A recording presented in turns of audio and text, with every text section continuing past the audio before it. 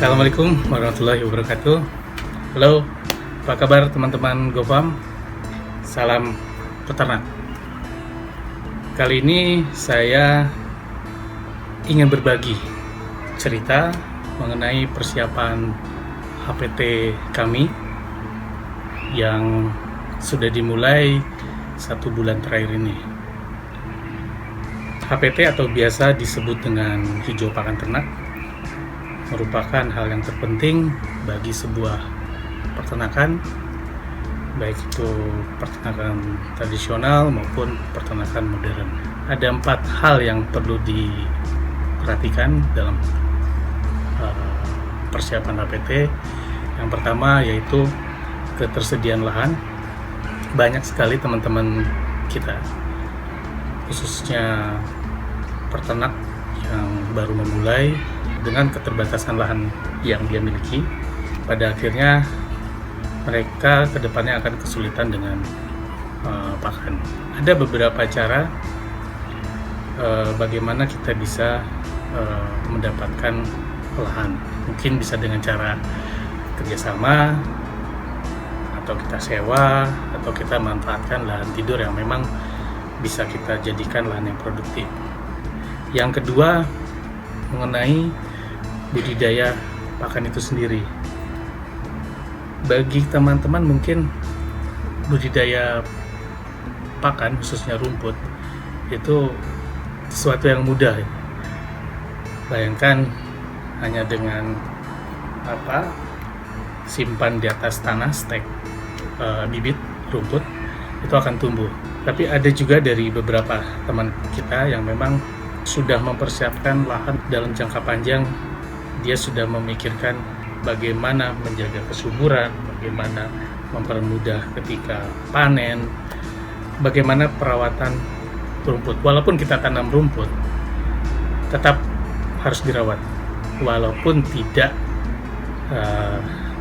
seribet atau banyak yang diberikan kepada rumput, kecuali pupuk urea atau pupuk kohe sebagai pupuk dasar di awal ketika kita mau tanam.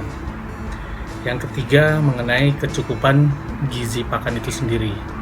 Yang saya tahu, rumput dan daun-daunan itu yang membedakan kandungan protein kasar yang ada di kedua jenis itu. Rumput dengan jenis yang berbeda saya kategorikan sama. Artinya baik rumput pakcong, rumput odot, laver, dan zibar, gama umami, saya kategorikan sebagai pakan pokok atau kita sebut sebagai nasi. Nah, nasi ini cukup mengenyangkan buat hewan ternak, khususnya kambing atau domba. Bagusnya pakan ternak ini digabung dengan daun-daunan atau yang biasa disebut dengan tanaman legum. Nah, kebetulan di tempat kami menanam secara intensifikasi pohon kaliandra.